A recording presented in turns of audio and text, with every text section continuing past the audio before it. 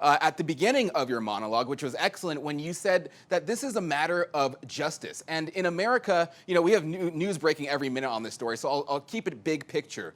But when in America did justice mean taking one person's allegation at face value and using that to tear down a man? It is not just to tear down Judge Brett Kavanaugh based on one sole accuser. And the fact that the left now has all of a sudden changed the rules to say that this is credible because one person said it, I think is abominable. I think that it says a lot about the left that they would use Christine Blasey Ford, they would use her as a prop, which is exactly what they're doing. They are using her as a prop for a political objective, and it's just, I mean, the fact that they're saying we are strong, we stand with women, we stand with the accused, meanwhile using her for political purposes, I really find disgusting.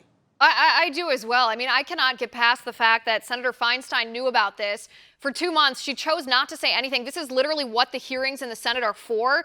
If you do not do your due diligence and bring these things up in the hearings, then you lose your privilege of asking Kavanaugh about these things. This is a political attack against Kavanaugh, against the Trump administration. If there's proof of wrongdoing, I'm happy to listen to that. There has been no proof other than this allegation, John.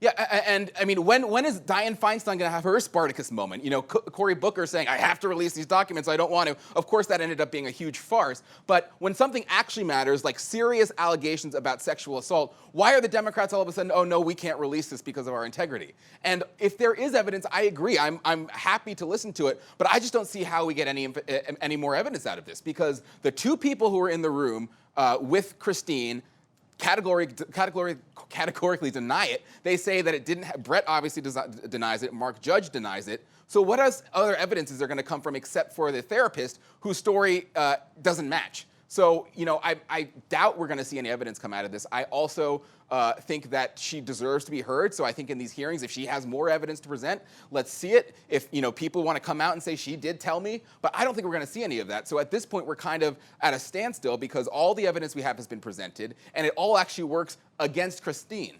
Right. And this is, I agree with Senator Lindsey Graham. I know that's not something that I say too often.